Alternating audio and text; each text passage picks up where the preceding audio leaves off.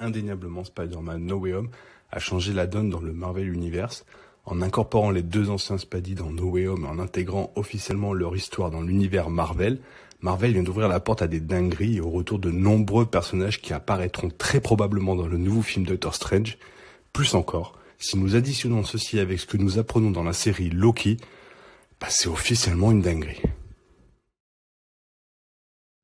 Depuis peu, nous avons eu une nouvelle image leakée par Hasbro et les jouets de Defender Doctor Strange avec un look plus sympa, même voire encore mieux que ce que nous avons vu de lui précédemment. Conjugué à la bande-annonce qui nous dévoile Suprême Doctor Strange, la question est, y aurait-il 3 différents Doctor Strange, voire plus, dans Multiverse of Madness?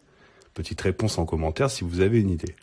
Ou Defender Strange est tout simplement le nouveau look de notre Strange actuel. Va savoir, à mon avis, il y aura bien 3 Doctor Strange, voire plus, et Defender Strange sera dans son univers le chef des Avengers, voire des Illuminati, parce que notre Strange aimerait et pourrait avoir cette place dans son univers. Et Supreme Strange serait-il celui de la série What If, et ce futur combat permettrait à Supreme Strange de gagner en puissance afin de pouvoir ressusciter son âme sœur, complètement une dinguerie. Ensuite, nous apprenons qu'il y aura un inhumain dans le film, et en l'occurrence ce sera Black Bolt. Pour les non-initiés, il s'agit tout simplement du chef des inhumains, un héros qui ne peut parler et qui est entraîné à ne pas produire de son avec sa bouche, même en dormant, et ça c'est balèze. Bref, nous avons déjà vu ce héros dans la série Inhumain sortie en 2017 et annulée en 2018 par ABC.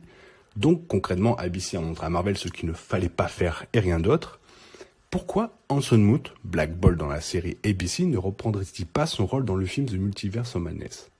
Moi perso, j'adore l'idée de revoir Anson Mount reprendre son rôle dans le film, car déjà j'apprécie énormément l'acteur, même si ça n'engage que moi, et surtout aucune officialisation de casting ou quoi que ce soit n'est sorti à ce jour via Marvel Studios ou Kevin Feige.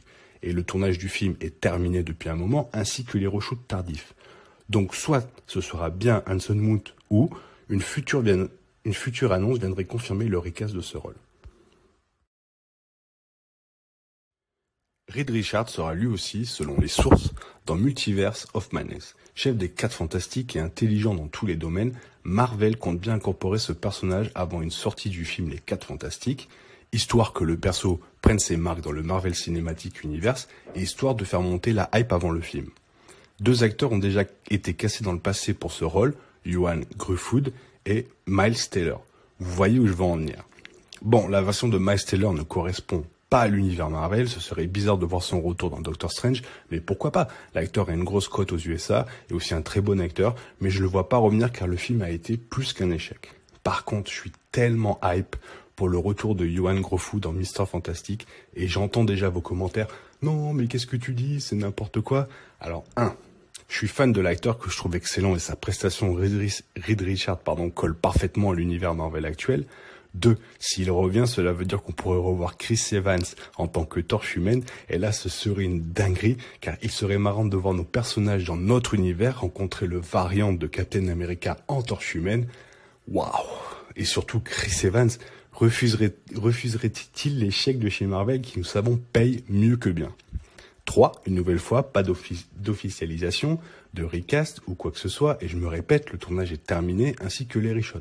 Donc, et avec Mr. Fantastic, Doctor Strange et Black Bolt, cela ouvre la porte aux Illuminati, et du coup, ne serait-il pas de moment de nous montrer le professeur Xavier?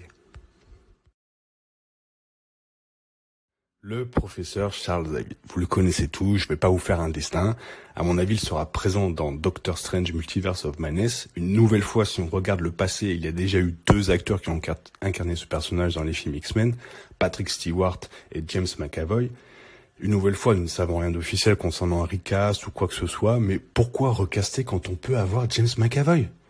Oui, pour moi, ça sera lui, le professeur Charles Xavier dans Multiverse of Madness.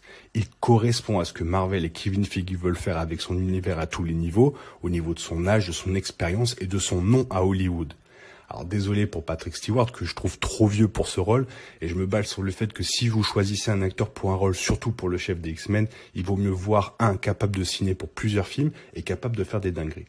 Et avec l'ajout du professeur Xavier, nous avons les fondateurs des Illuminati présents dans un même film. Si on exclut Namor qui viendra très probablement dans Wakanda Forever, et Iron Man qui est mort dans notre univers. Mais possiblement pas dans les autres. Je veux dire qu'il y a une petite possibilité de voir Namor et un autre Iron Man, ce qui nous montrera tous les fondateurs des Illuminati. Qu'en est-il de Spider-Man d'ailleurs? Je pense et j'espère que nous reverrons l'un des deux dans le film, et j'espère que ce sera Andrew, juste parce que Toby a des problèmes de dos. Alors maintenant, reste à savoir de quel univers viennent ces personnages. Seront-ils séparés ou tous issus du même univers, comme l'univers de Defender Strange par exemple, ce qui nous montrerait une équipe des Illuminati avec ses acteurs et laisser la porte ouverte à Marvel pour caster de nouveaux acteurs pour ses rôles pour la suite, ou voir comment vont réagir les fans avant de choisir. En sachant aussi que certains de ces personnages ont déjà la cote chez les fans, tout comme les deux premiers acteurs de Spider-Man.